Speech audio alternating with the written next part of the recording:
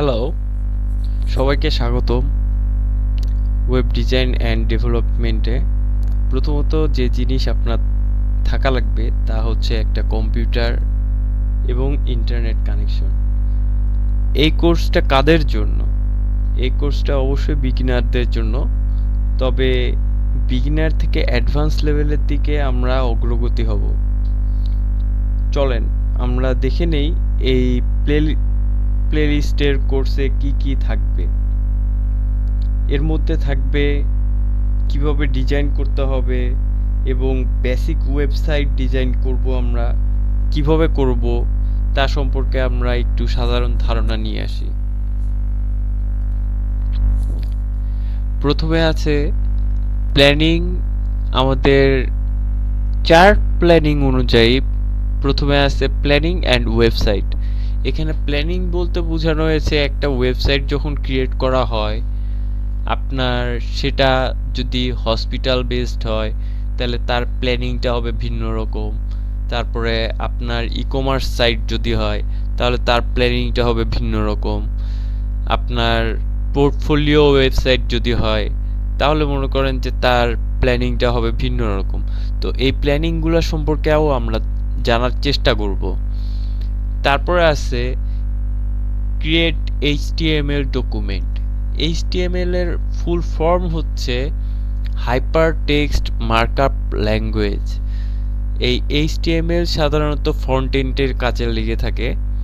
ডিজাইনের ক্ষেত্রে এইচটিএমএলটা ব্যবহৃত হয়, আর এটাকে মার্কআপ ল্যাঙ্গুয়েজ বলা হয়। Markup HTML text and create link.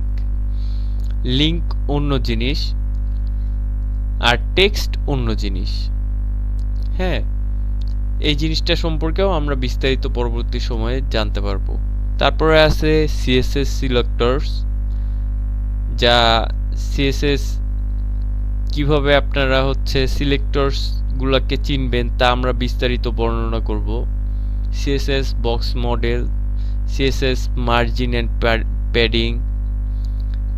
Margin কিভাবে আমরা সিএসএস এর মাধ্যমে হচ্ছে মার্জিন দিব, কিভাবে সিএসএস এর মাধ্যমে প্যাডিং দিব, এই বিষয়গুলো সম্পর্কে বিস্তারিত জানব।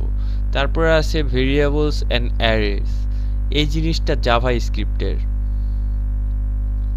এটা হচ্ছে জাভা স্ক্রিপ্টের। তবে ওয়েব ডিজাইনিং এর ক্ষেত্রেও ভেরিয়েবল অ্যান্ড অ্যারেস বিষয়টা থেকে থাকে।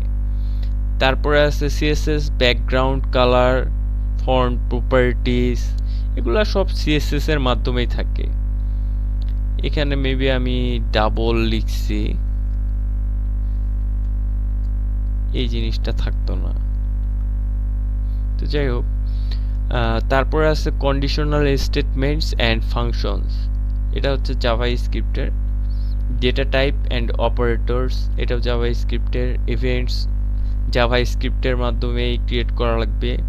ক্রিয়েট এ ক্যালকুলেটর, ফার্স্টে আপনাকে ক্যালকুলেটর একটা ডিজাইন করা লাগবে, তারপরে আপনি সেটাতে জাভা স্ক্রিপ্ট দিলে সেটা একদম পারফেক্টলি ক্যালকুলেটরের মতোই কাজ করবে।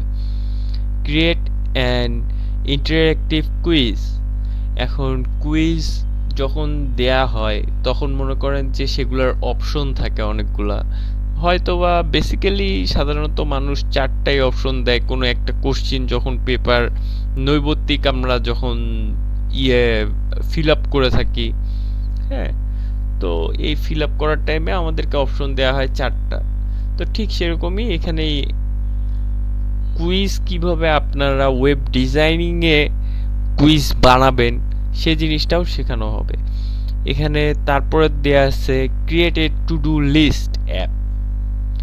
এখন অনেক ক্ষেত্রেই আমরা হচ্ছে রুটিন মেনটেন করে থাকি, বা অফিসের মিটিং কয়টার দিকে আছে, হ্যাঁ মিটিং শেষে আপনি কি কাজ করবেন, বা কোথাও ইম্পর্টেন্ট কোনো অ্যাপয়েন্টমেন্ট আছে কি নাই, এই বিষয়গুলো সম্পর্কে মনে করেন যে আমরা এই টু ডু লিস্ট অ্যাপের মাধ্যমে, ক্রিয়েশনের মাধ্যমে আমরা জানতে পারবো।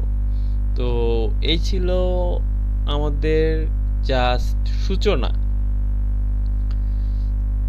আস্তে আস্তে আমরা ধীরে ধীরে অগ্রগতি হব ইনশাল্লাহ। সবাই ভালো থাকবেন।